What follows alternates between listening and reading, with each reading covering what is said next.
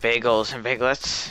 It's Cersei Man from Sarcastic Fruit Gaming, and I wanted to do a quick first impression sort of kind of thing for Path of Exile.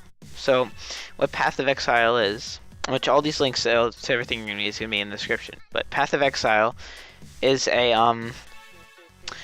let me explain the story. So the developers, they were big fans of Diablo 2, and they decided to work on sort of a free-to-play rendition of Diablo 2, but also something that included a lot of the things that they saw in Diablo 2 that they liked a lot. So out of that sprung Path of Exile, which is what I'm playing right now. This is a screenshot up here, which I'm going to go through in a bit. So the system in Path of Exile is...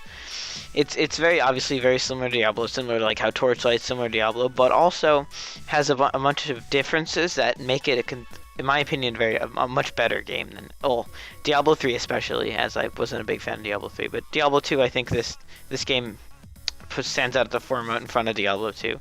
I mean, obviously it's a newer game, but still, Diablo 3 didn't really revolutionize on the formula, and I think this Path of Exile definitely stands at probably the highest of its highest position in this genre currently. So for I have right up right now is the I'm just hanging out in the sort of the obviously in Diablo style, the save area. So as you can see, the interface is fairly similar to Diablo. We have MP, HP, the orbs, and then the numerical numbers up to them. That's in the settings. And then you can see your abilities are in your bottom, instead of being across the bottom, they're in the bottom right, across the bottom, and then your flasks are on the left-hand side. So that's very similar, which is nice because it sort of gives the real Diablo feel. It makes it feel like less confusing for someone who's not familiar, who's coming from Diablo, and they don't really have to relearn anything. So another thing I want to go into right now is the inventory system.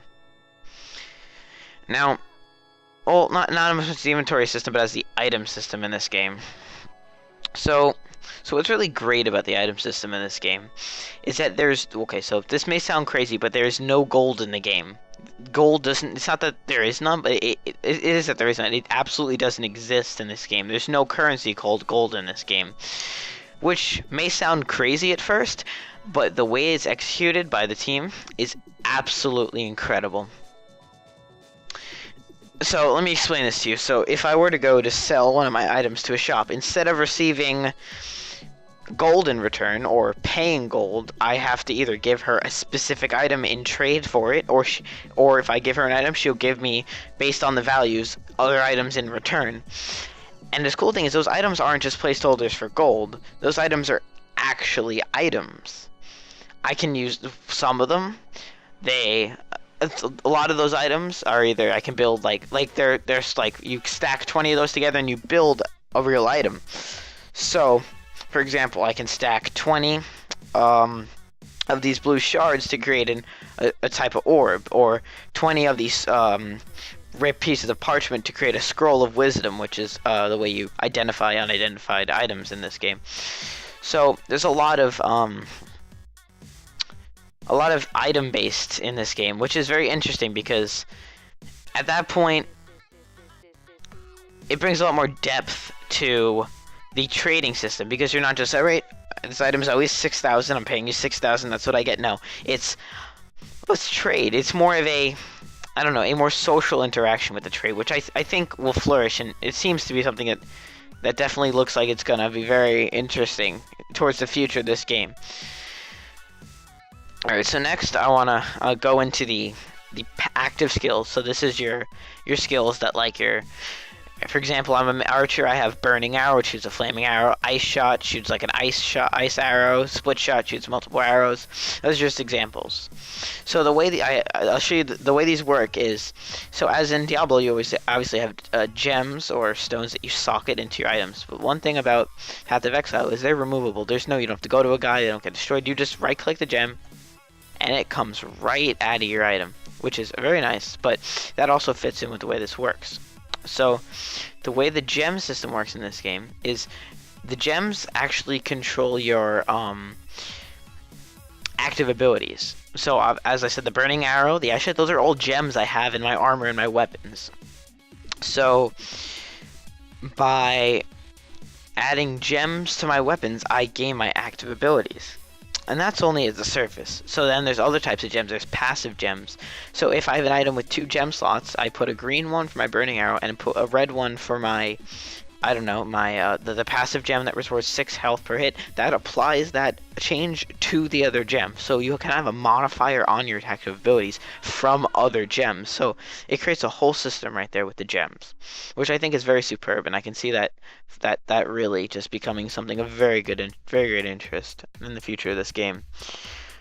So that's that money, non-money is a very interesting system. So the other thing that seems really crazy is the skill tree in this game. I mean, the skill tree is humongous.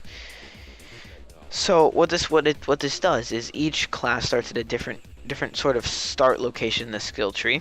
I'm as you can see with the archer right here. I'm starting at the that bottom right sort of area.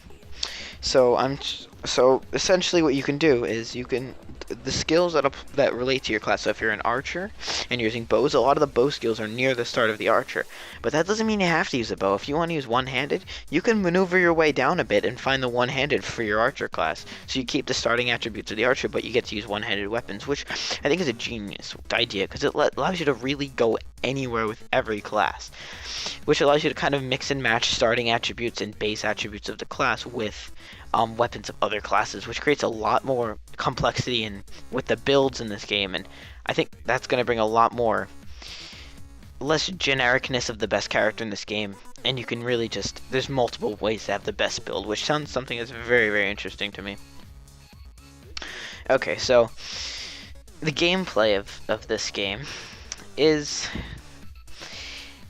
I like it. I've definitely found myself invested. I was enjoying just taking out the guys. I mean, Diablo's fun, but I mean, Diablo got a bit stale. This game, I mean, just even I found Diablo's combat in general, not just after a while, but even immediately, like it was very repetitive. I feel like this, you get mobbed a lot, and you have to kind of maneuver and use your abilities to kind of save yourself. So there's a lot of strategy involved in which abilities you're going to use first, and managing your HP pots and HP flasks and MP flasks and other flasks like a Quicksilver flask, which lets me to run faster, which I also find is interesting. So there's a lot more depth to the combat that you don't usually see in a game of this sort, which I definitely think that could really that's one of the things that really puts this game at the top of my list about those things I'm going to be playing recently, because it's just I haven't found anything about this game that is lesser than Diablo 3. I have no reason to play Diablo 3 over this game at all, really, in my opinion.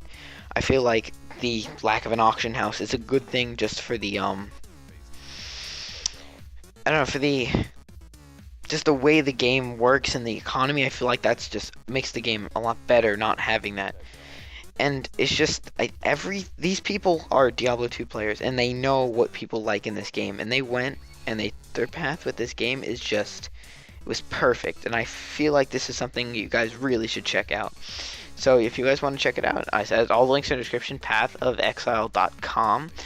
My download link might be down. I don't know if they put it back up. It was down because it was so much server load, so you had to make an account to get the download link, but it should be back up and you guys should be able to hop on. So definitely check this game out, especially if you're unhappy with Diablo 3, or even if you are happy with Diablo 3, but especially if you're a big Diablo 2 person, check this game out. I think you're gonna like it a lot.